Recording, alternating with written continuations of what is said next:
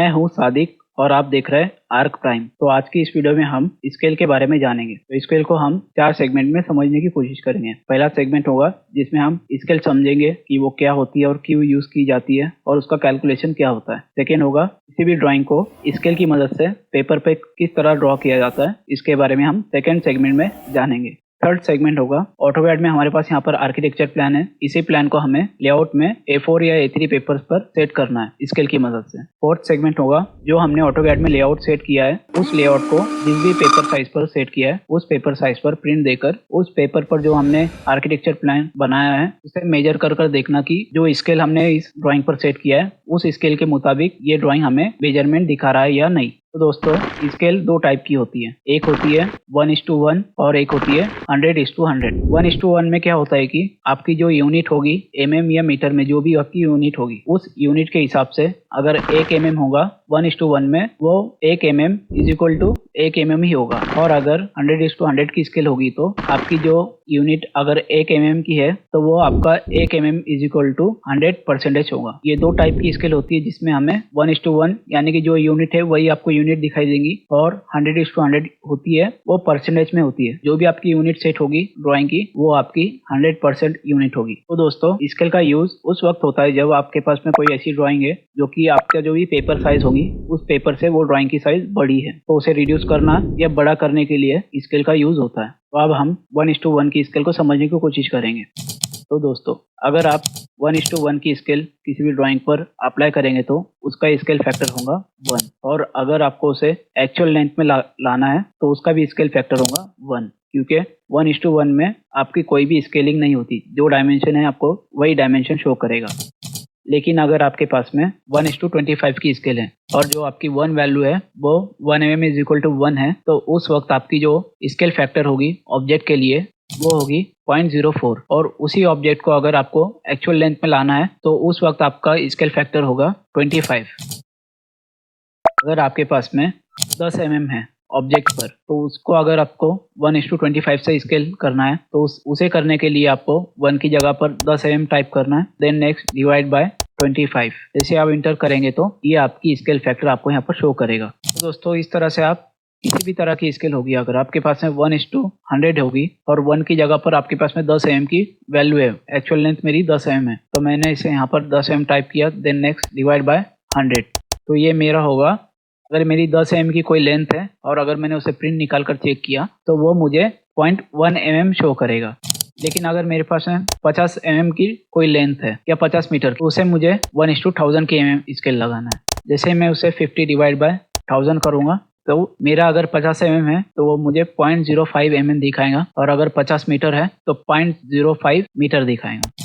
इस तरह से अगर आप किसी भी स्केल का कोई स्केल फैक्टर जानना चाहते हो तो उसे आपको सिंपली, अगर 1:60 है तो आपको 1 डिवाइड बाय 60 करना है। आप उसे जैसे ही करेंगे तो आपको वहां पर उसका स्केल फैक्टर मिल जाएगा। और अगर आपको 1:60 से स्केल किए हुए ऑब्जेक्ट को एक्चुअल लेंथ में उसे कन्वर्ट करना है तो उसे करने के लिए आप जैसे ही 60 डिवाइड बाय 1 करेंगे तो आपको उस स्केल का एक्चुअल स्केल फैक्टर मिल जाएगा। तो इस तरह से आप, अगर आपको स्केल करना है तो 1 डिवाइड बाय जो स्केल आपकी होंगी उससे डिवाइड करना है, और अगर आपको एक्चुअल लेंथ में लाना है तो स्केल डिवाइड बाय 1 करना है। तो ये है 1:1। इसी तरह से अगर आप 100:100 में देखेंगे तो हमारा जो 1 है वो 1:100 है, लेकिन हम उसे लिखते वक्त 100 की जगह पर 1 ही लिखेंगे, लेकिन वो हमारा जो 1 होगा वो 100% होगा। और अगर आप 100% यानी 1 यूनिट = 25 की अगर स्केल किसी पर अप्लाई करेंगे तो उसका अगर स्केल फैक्टर निकालना है तो आपको सिंपली 100 डिवाइड बाय 25 करना है। अब जैसे ही करेंगे तो आपको यहाँ पर उस ऑब्जेक्ट पर स्केल अप्लाई करने के लिए 4 से उसको स्केल फैक्टर कर देना है, और अगर उसी ऑब्जेक्ट को आपको एक्चुअल लेंथ में लाना है या कन्वर्ट करना है तो उसके लिए आपको सिंपली 25 डिवाइड बाय 100 करना है। अब जैसे ये करेंगे तो आपको उसकी एक्चुअल ऑब्जेक्ट की स्केल फैक्टर यहाँ पर मिल जाएंगी, जो कि है 0.25, वो है 100:25 के लिए। आप सेम पैटर्न आपको हर स्केल में यूज करना है। अगर आपको किसी ऑब्जेक्ट को स्केल अप्लाई करना है उस वक्त आपको यूनिट डिवाइड बाय स्केल करना है। आप जैसे ये करेंगे तो आपको यहाँ पर उस ऑब्जेक्ट पर अप्लाई करने के लिए स्केल फैक्टर मिल जाएगा। इसी तरह से आपको अगर एक्चुअल लेंथ में किसी ऑब्जेक्ट को लाना है तो स्केल डिवाइड बाय यूनिट आप जैसे ही करेंगे तो आपको यहाँ पर उस ऑब्जेक्ट का एक्चुअल में कन्वर्ट करने के लिए स्केल फैक्टर मिल जाएगा। तो दोस्तों ये जो टेबल है मैं आपको इसे डिस्क्रिप्शन में पीडीएफ की शक्ल में शेयर कर दूंगा। तो ये था कैलकुलेशन। देन नेक्स्ट हम इसी में से किसी स्केल को सिलेक्ट कर उस स्केल की मदद से पेपर पर ये ऑब्जेक्ट ड्रॉ करेंगे। तो अब हम स्केल की मदद से इस पेपर पर ऑब्जेक्ट ड्रॉ करेंगे। तो हमारे पास यहाँ पर दो टाइप की स्केल है, जिसमें एक है 1 mm is equal to 1 mm और दूसरा है 1 mm इज इक्वल टू 100%। और हमारे पास यहाँ पर 40 बाय 40 का एक स्क्वायर है, जिसे हम 1:50 के स्केल से इस पेपर पर ड्रॉ करेंगे। तो स्केल के मुताबिक इस स्क्वायर को ड्रॉ करने के लिए आपको सबसे पहले कैलकुलेटर लेना है। देन नेक्स्ट हमारे पास यहाँ पर ऑब्जेक्ट की लेंथ है 40 mm, तो आपको यहाँ पर उसे 40 mm टाइप करना है। टाइप करने के बाद आपको सिंपली उसे डिवाइड करना है 50 से। अब जैसे ही डिवाइड करेंगे तो आपको यहाँ 0.8 mm का आंसर मिलेगा, जो कि हमारी 1:50 के स्केल में 40 mm की लेंथ होंगी 0.8 mm। तो अब हम 0.8 mm बाय 0.8 mm का एक स्क्वायर बनाएंगे।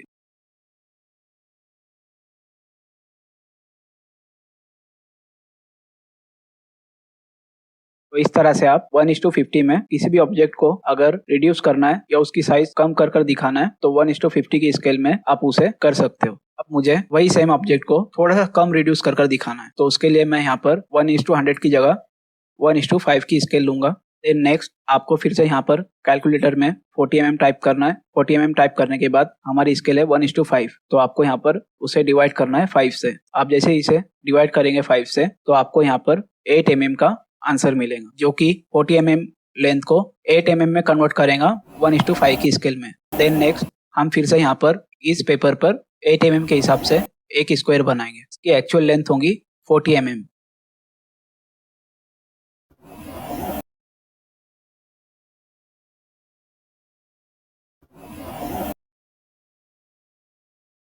तो इस तरह से आप 1:1 की स्केल में किसी भी ऑब्जेक्ट को रिड्यूस या इनलार्ज कर सकते हो। देन नेक्स्ट अब हम 1:100% स्केल की मदद से इस ऑब्जेक्ट को ड्रॉ करेंगे। तो हमारे पास यहाँ पर 1:100 की स्केल है। उसे करने के लिए आपको सबसे पहले ये समझना होगा कि 100:100 में जो हमारी यूनिट होगी यानी कि 1 mm इज इक्वल टू 100% होगी। तो उस वक्त आपको जो भी हमारी लेंथ होगी उस लेंथ को मल्टीप्लाई करना है 100 से। देन नेक्स्ट आपका जो भी आंसर आएगा वो होगी उस लेंथ की 100% वैल्यू। उस वैल्यू को आपको यहाँ पर कैलकुलेटर में टाइप करना है। देन नेक्स्ट डिवाइड करना है 100 से। तो आप जैसे 100 से डिवाइड करेंगे तो आपको यहाँ पर आंसर मिलेगा 40 mm। तो आपको सिंपली 40 mm का एक स्क्वायर बनाना है।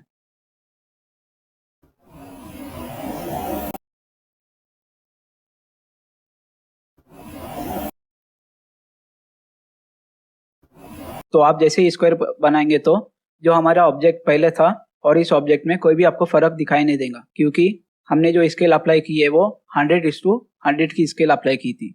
लेकिन अगर आप यहाँ पर 100:50 की स्केल इस पर अप्लाई करेंगे तो आपको सिंपली फिर से जो हमारी लेंथ होगी उसको मल्टीप्लाई करना है 100 से। 100 से मल्टीप्लाई करने के बाद आपको इसे डिवाइड करना है जो हमारी स्केल होगी, यानी कि हमारी स्केल है 50, तो 50 से आपको इसे डिवाइड करना है। डिवाइड करने के बाद आपको यहाँ पर 80 mm का आंसर मिलेगा। तो हमें यहाँ पर पेपर पर 80 बाय 80 mm का एक स्क्वायर बनाना है।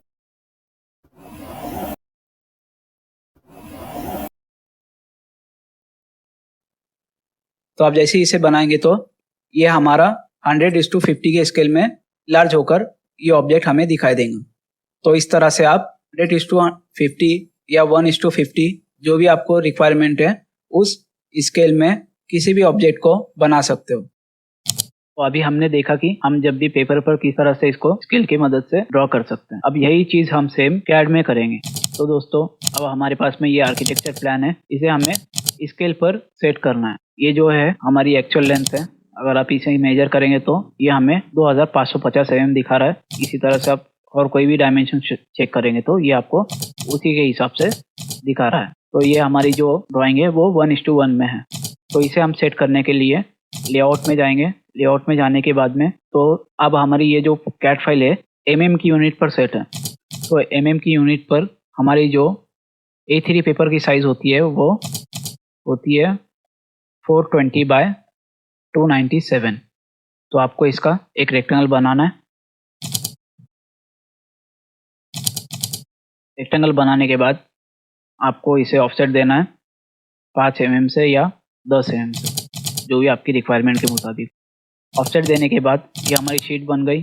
शीट बनाने के बाद हम MV यानी मल्टीपल व्यू पोर्ट का यूज़ करेंगे मॉडल की ड्राइंग लेआउट में लाने के लिए।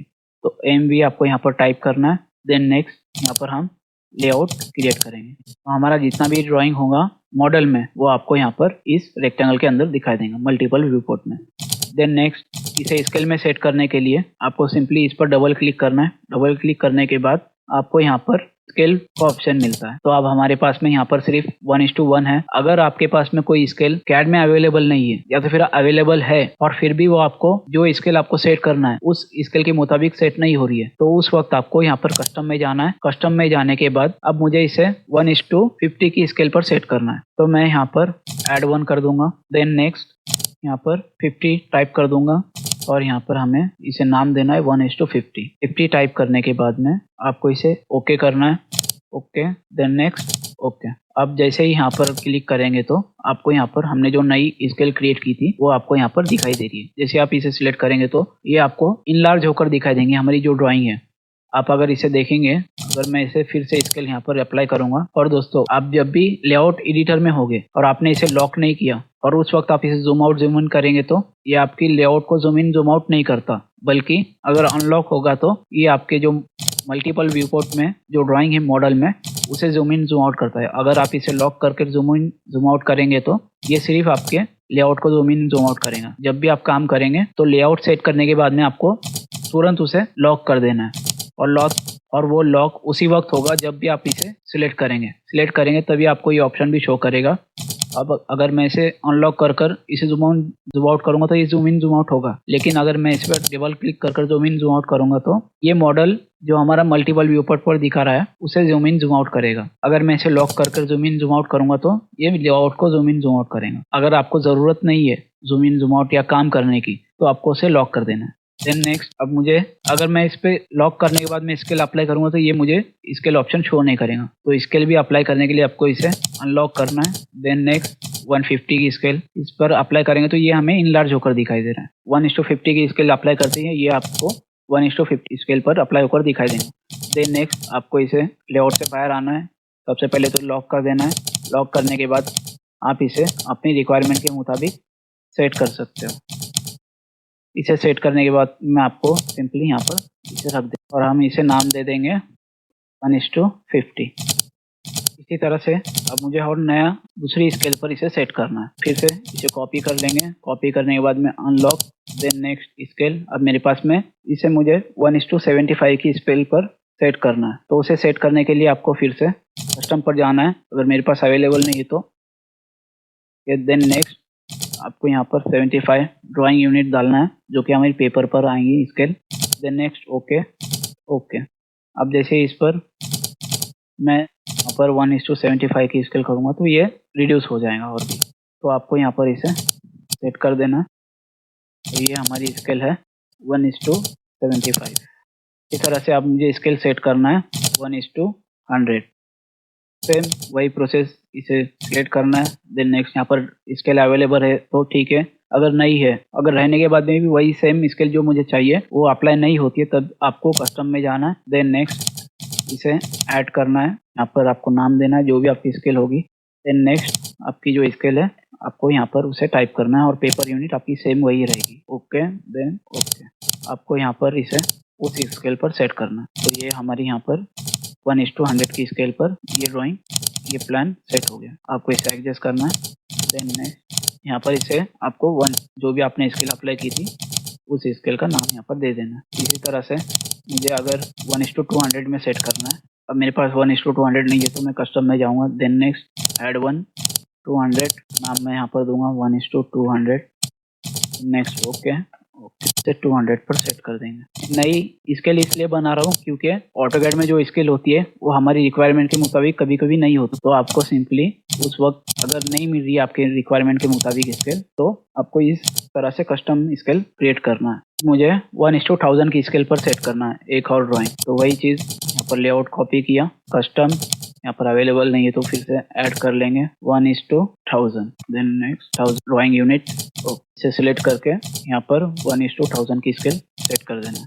अब मुझे ये आर्किटेक्चर प्लान नहीं दिखाना है, एक अलग से ग्रिड लाइन बनाई थी, उसे मुझे यहाँ पर सेट करना है। देन नेक्स्ट, ये हमारी जो है 1:1000 और यहाँ पर ये जो है 10,000 mm हमारी ऑब्जेक्ट लेंथ है और यहाँ पर 25। और अगर आप यहाँ पर मॉडल में देखेंगे तो हमारा जो आर्किटेक्चर प्लान है वो छोटा है और ये बड़ा है क्योंकि इसकी डायमेंशन ज़्यादा है, इसीलिए मुझे इसे 1:1000 में सेट करना पड़ा यहाँ पर कि आपको मैं बाद में बता सकूँ कि इस स्केल में इसकी डायमेंशन क्या आएंगी। अभी ये हमारी जो पेपर साइज है वो है A3 420/297। इसे कि हम अब प्रिंट लेकर पेपर पर चेक करेंगे कि हमने जो स्केल सेट की थी, जो हमें यहाँ पर डायमेंशन शो हो रही है, उस स्केल के मुताबिक ये डायमेंशन हमें पेपर पर शो करता है या नहीं। तो इस तरह से आप ऑटोकैड में कभी भी अपनी ड्राइंग सेट कर सकते हो। और दोस्तों, अगर आपको 1:25 की जगह पर 1:100 रखना है तो फिर से आपको यहाँ पर जाना है कस्टम में देन नेक्स्ट ऐड 1। यहाँ पर हम 1:25 या 50 रखेंगे इसे। और यहाँ पर जो पेपर यूनिट होंगी 1:100 mm 100% सॉरी, और यहाँ पर हम इसे 50 दे देंगे।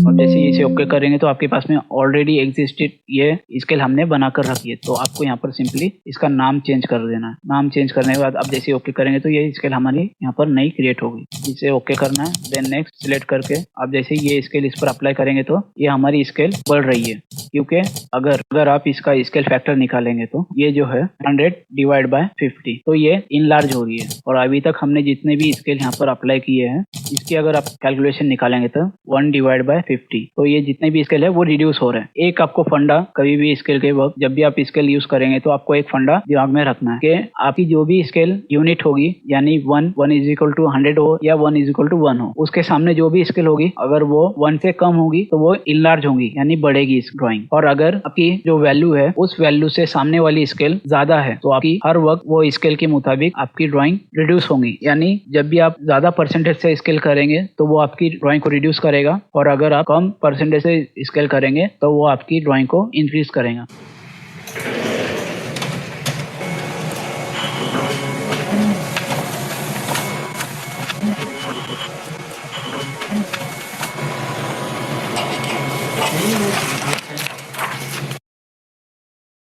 निकालने के बाद अब हम जो भी ऑटोकैड में इस ड्राइंग पर स्केल अप्लाई की थी उस स्केल के मुताबिक इस पेपर पर उस ड्राइंग को मेजर करेंगे। तो पहली ड्राइंग है हमारे पास यहाँ पर 1:50 के स्केल में, और इस आर्किटेक्चर प्लान में जो वॉल है उस वॉल की थिकनेस है 150 mm।